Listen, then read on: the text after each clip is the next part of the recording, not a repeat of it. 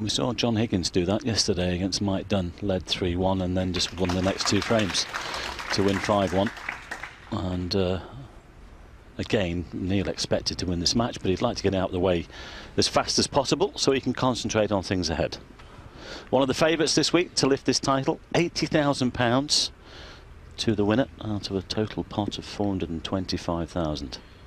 Well, a potential opponent for Robertson, assuming he comes through this match in the last 16, is Mark King, because he's playing the wildcard round this morning against Zhu Yingwei, and King has a 3-1 interval lead. Winner of that to play Graham Dott, and the winner of that match will face the winner of this one. So the jigsaw beginning to fit into place, with the wildcard round drawing to its conclusion. John Higgins, of course, and Sean Murphy are the 2 players already guaranteed in the last 16. Higgins, the defending champion, after that thrilling 10-9 victory 12 months ago in the final against Judd Trump. Yes, he awaits the winner of the match currently on table 2, Mark Davis or Ali Carter. Barry Hawkins doing well. He leads by 4-0 at their interval. Now that was one from the archives from Robertson. That was the kind of pot that he really made a name for himself with in his early years as a professional, before he allied that to some wonderful break building. Yes, we've not seen a lot of that from him in this match so far. That's the department that's been lacking a little bit here today. So far, there's long potting, but that was a better one.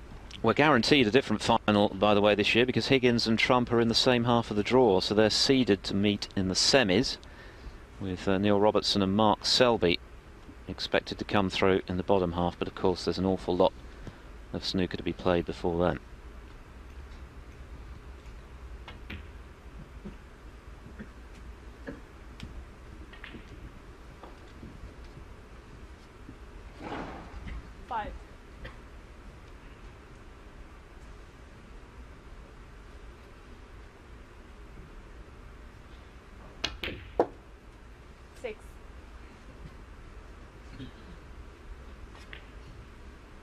Well, it was a definite kick, but he has just got the right side of the blue here. He'd like to get on the red nearest the black as soon as possible and clear the black spot. And he could play on that red now if he wishes. He's got the angle to come down this end of the table. He's looking at the other one, actually. It's just above that red I've mentioned. But he's going to have to find a gap. He could play this with top spin inside, get onto that red, the offending red near the black. He's chosen the one through the gap, and he's played it well. 11. Just depends whether the black goes.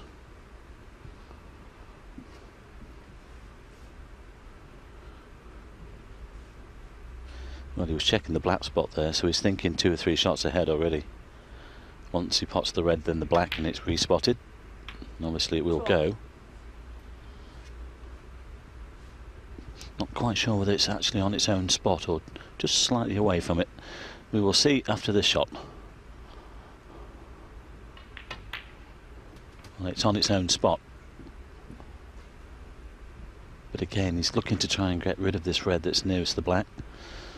Referee Zhu Ying just checking the spot. He might have been just slightly off it actually, but it will go behind its own spot.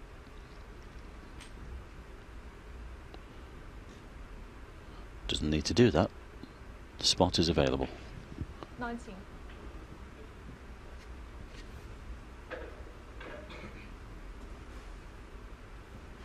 I'm not sure whether you can see enough of the one that's nearest the black, and the other one's a little bit too straight.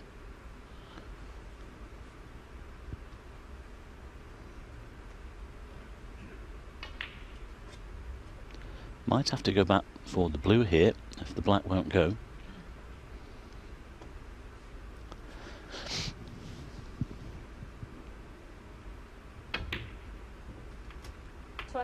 Well, it's tight, but he feels that it will pot.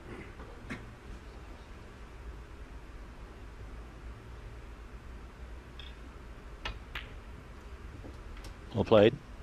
And now he can get rid of this red. Well, just leave himself a good angle on this next black to get into the pack.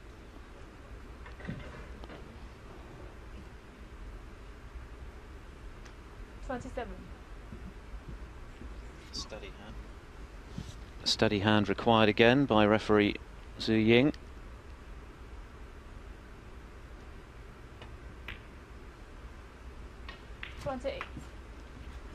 Key shot coming up then. Yes, and he's certainly got the perfect angle. He'll be putting a lot of backspin into the cue ball here.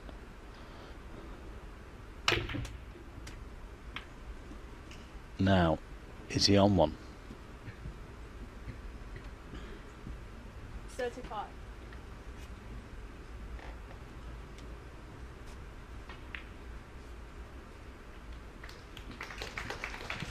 Both reds are tight, but it looks as though he has one. He does. Well, this is beginning to look ominous for Wang then in frame 5. Robertson already 36 points to the good. The pink and black are available. The reds beginning to be well spread.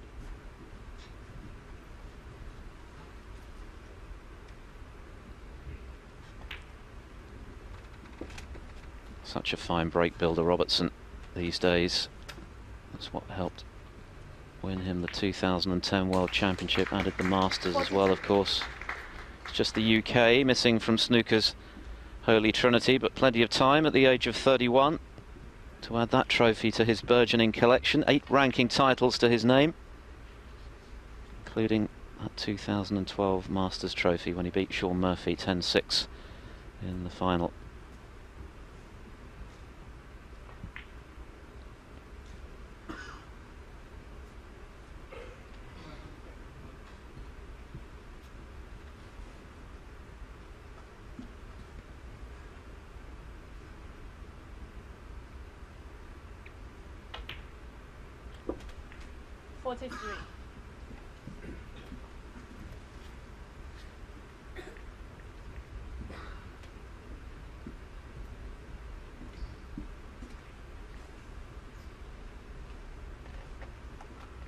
It's been a miserable time to be an Aussie on the sporting front in recent times, what with the Ashes defeat and defeat in the rugby to the Lions. But Robertson will have been buoyed somewhat by Australia's one-day international series victory over England, 2-1 last night. Stop it. Stop twisting the knife a little bit more. I do try and bring it up whenever I see Neil, and he takes it in very good heart. You can be sure that when the tables are eventually turned, as they surely will be, we'll hear plenty from him. Yeah, and we have in the past, haven't we? We have indeed.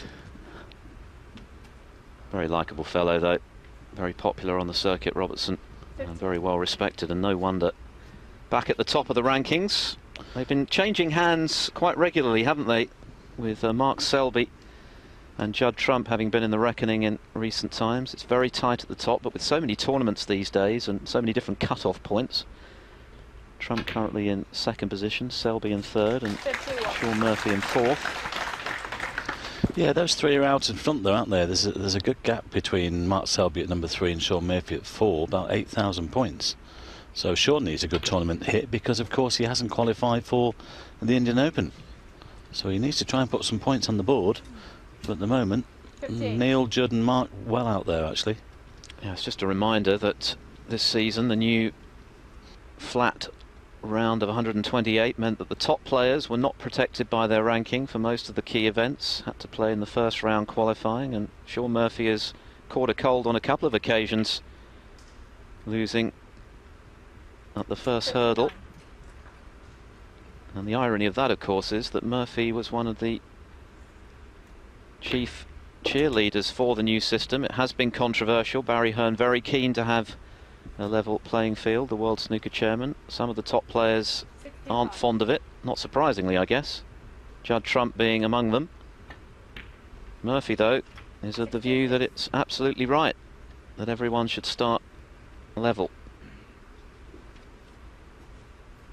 At the inaugural Indian Open in Delhi, there's an indication of further expansion in terms of making snooker a global game. Robertson, meanwhile, very frustrated not to have got the split of that little cluster of reds he wanted. Not quite over the line yet in this frame. nothing more frustrating than being just a ball away and having failed to gain position on it. In fact, he does actually require a snooker now, doesn't he, Wang? But Robertson would have liked to have finished the job with a big break.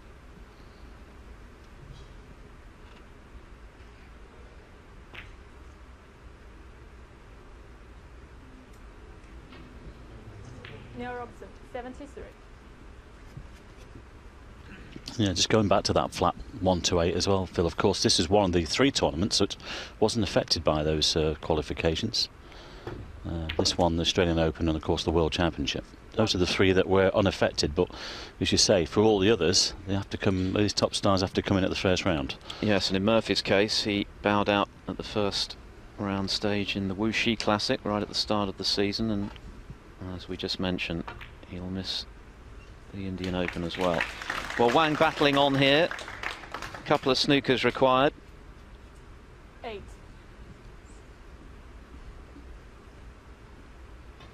Always the chance of a free ball though, so no surprise to see him continue in this frame. Tall order though, and much taller now.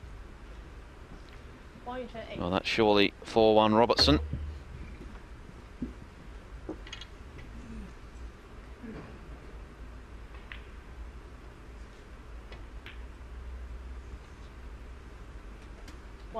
The comeback continues, by the way, on table 2 from Ali Carter, who has successfully beaten testicular cancer in recent times. Back on the table again, great to see him back. Was 3-0 down against Mark Davis, who was 8. looking good to move 4-0 in front, and perhaps that 4th frame could prove to be a big turning point, because Carter has reduced his arrears to 3-2 now.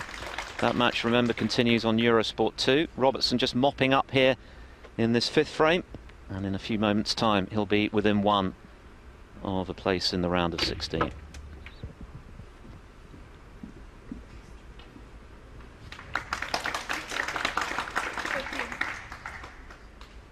Barry Hawkins is at the table on a break of 11 in the frame he needs to beat David Grace, the World Championship runner-up from earlier this year. 4-0 to the good in that one. Now Mark King and Zhu Yingwei in the wildcard round are at the interval, with King leading 3-1. Neil Robertson, 16. End of break. Wang Yuchen remains in his chair there. Neil Robertson with a very composed break of 73. He looked clinical in that frame and has restored a 3-frame advantage and needs just 1 more for victory.